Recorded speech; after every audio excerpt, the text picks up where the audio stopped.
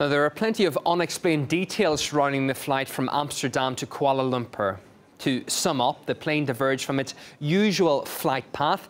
Secondly, it passed directly over a war zone. Finally, according to the airline, Ukrainian air traffic controllers requested that the plane reduce its altitude.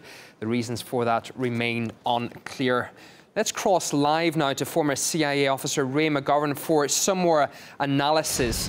Mr. McGovern, thanks for joining us this hour. Many in the Western media were speculating about the alleged communication supposedly intercepted after the crash between the self-defense commanders.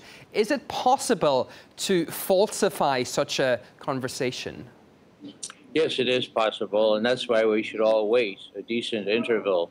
All wait for the facts to come in, because this is the very delicate period where people need to exercise some statesmanship and not jump into accusing one another. Even the Chinese have spoken out in favor of restraint here.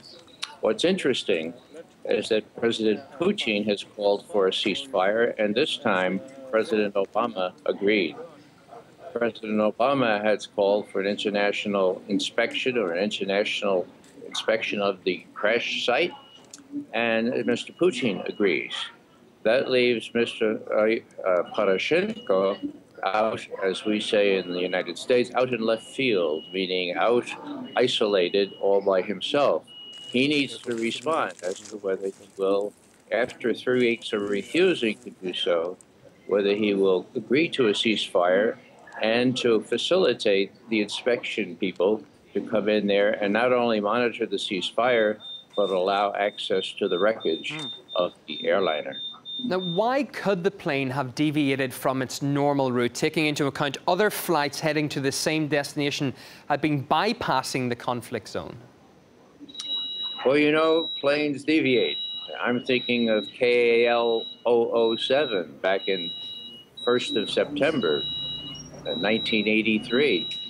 That was a Korean Airlines jet which strayed off its flight path and crossed over Kamchatka into Siberia, and as you know, it was unfortunately shot down by a Soviet fighter pilot. Now, that was a terrible setback for U.S.-Soviet relations, mostly because Washington chose to exploit this to the hilt, charging with their mantra, the Russians have deliberately downed a civilian airliner, killing over 200 people.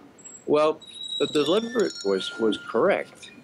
The Soviet fighter pilot thought that this plane was an intelligence craft which did not heed instructions to cease and desist. He was ordered to shoot it down, thinking that it was one of those RC-123s that have flown out there, and one had just been recently there. But that somehow escaped the propaganda on this side of the ocean, and the Russians were made to look not as though it were a mistake, but rather that it was a deliberate killing of civilians. This time, I suspect, and I hope, that President Obama will not heed the advice of advisors who want to blacken Mr. Putin and blacken Russia across the board and wait for the results to come in. No one knows exactly what happened. It may be weeks before we do. Okay, so we're talking about the deviation there, but also air traffic controllers requested the plane to fly lower than planned. Why, in your opinion, did that happen?